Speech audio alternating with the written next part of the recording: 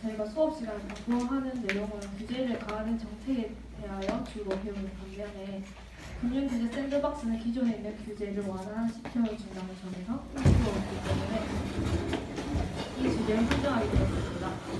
본문에서는 금융규제 샌드박스에 관한 설명과 이 정책으로 인해 수혜를 받는 집단과 손해를 보는 집단의 예를 살펴보고 그에 대한 한계점과 보완점을 설명하면서 결론을 내도록 하겠습니다. 금융규제란 은행 등 금융기관의 경제적 활동이나 금융규제 제도 전반에 적용되는 일종의 제한입니다. 금융규제의 가장 핵심적인 목적은 금융 시스템의 안정입니다. 금융규제가 완화된 정치적 계기는 다음과 같이 8대 선도산업 분야별 주요 추진 과제와 핀테크, 교통, 보건의료, 에너지 분야의 신기술 활성화를 통해 볼 수 있습니다. 여기서 핀테크란 금융의 파이낸셜과 기술의 테크놀로지의 합성어입니다. 예를 들어 토스나 뱅크샐러드 같은 어플을 예를 들 수 있습니다. 네, 다음으로 금융규제 샌드박스에 대해서 설명드리겠습니다.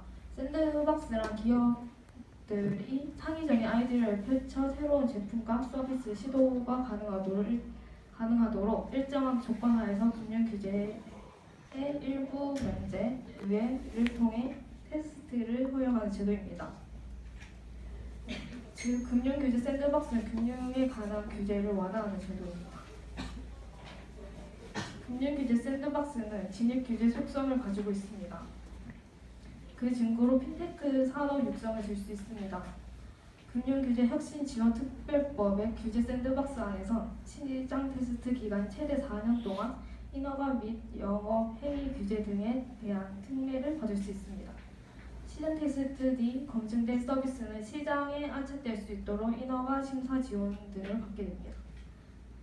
정식으로 인허가를 받은 서비스는 다른 사업자가 모방하지 못하도록 최대 2년간 독점 사업권도 가지게 됩니다. 이를 통해 신생 사업인 핀테크 사업 육성을 위한 진입 규제로 볼 수 있습니다. 이렇게 금융규제 샌드박스로 인해서 정부의 제재로 못했던 사업들을 시도해 볼 수 있기 때문에 금융과 관련된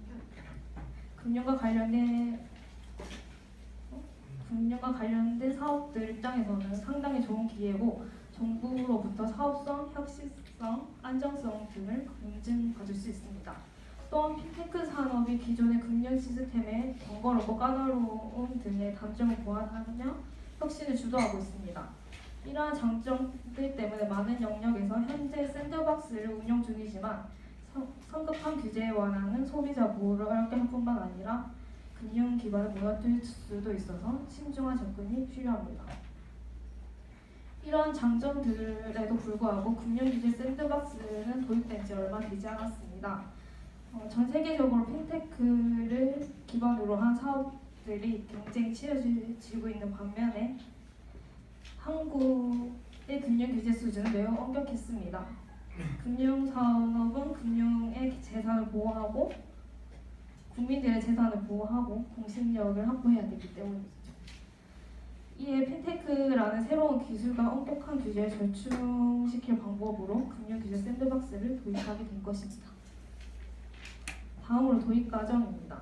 금융규제 금융혁신지원특별법, 인터넷 전문 은행 특례법, 기업 구조 조정 촉진법 등을 3대 금융 법안으로 정하고 국회 통과에 힘썼으나 당시 다른 법안들에 밀려 우선순위가 밀리게 되었습니다. 당시 금융혁신지원특별법이 국회를 통과하지 못했던 이유를 보면 먼저 인터넷 전문 은행 특례법, 기초법 등 굵직한 법안이 계류돼 있었던 영향이 컸다는 지적이 있습니다. 그리고 3대 금융 법안 중에서 금융혁신지원특별법의 비중이 낮았고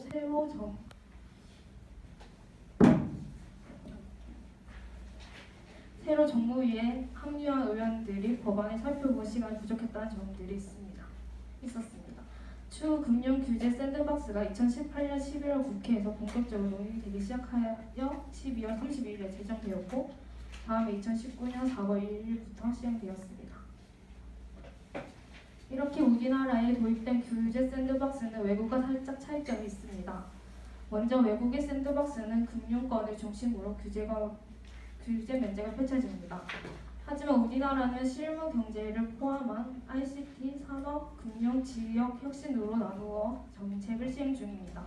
또한 단순히 규제 유예해주는 것 이외에도 규제 여부를 신속하게 확인해주는 신속 확인제, 그리고 검증된 기술을 규제 모호함의 이유로 상용화 못하고 있다면 최대 4년간 규제 유예해주는 임시 허가제를 병행 중입니다.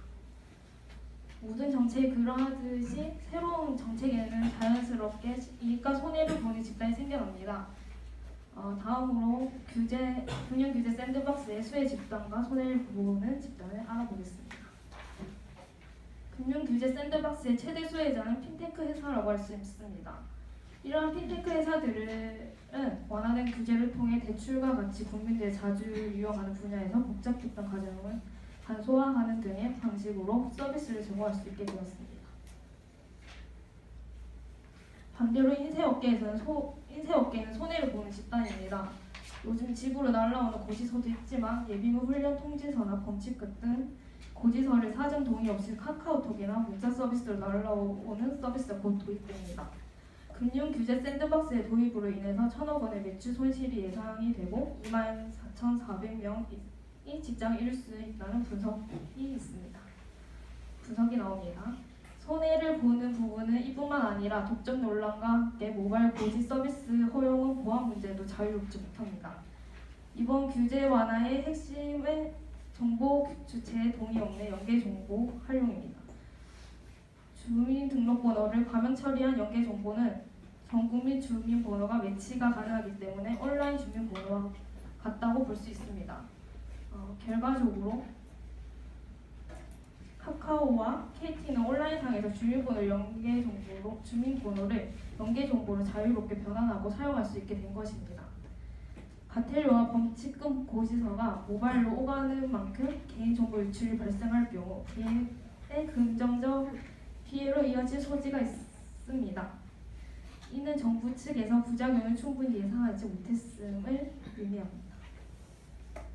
마지막으로 금융규제 샌드박스의 한계점 및 보완점을 살펴보겠습니다. 먼저 금융혁신지원법입니다.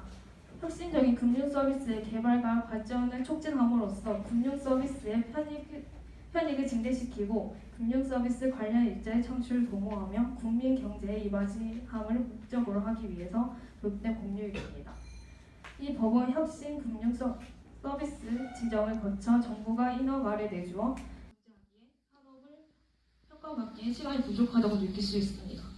셋째, 금융혁신지원법은 혁신금융사업 지정을 거쳐 인허가 등을 받는 경우 최대 2년 이내에 다른 사업자가 동일 서비스를 출시할 수 없도록 요구하는 즉 혁신금융 서비스를 배타적으로 운영할 권리인 배타적 운영권까지 보장하고 있습니다.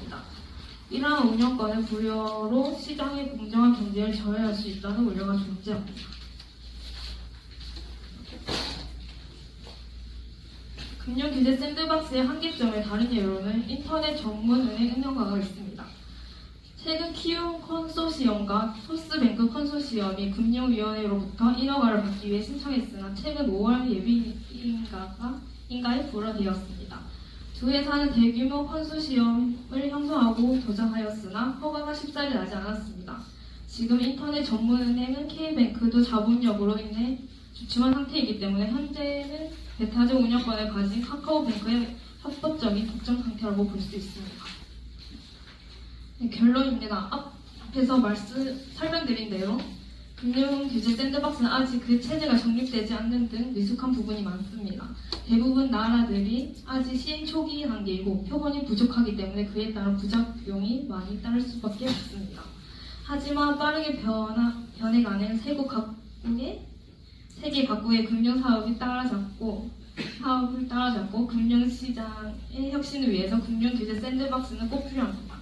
좀 더 다양한 시도를 통해 부작용을 줄이고 표본을 늘려가다 보면 대다수 국민에게 훨씬 긍정적인 결과로 다가올 정책이라고 생각합니다. 이만 발표를 마치겠습니다.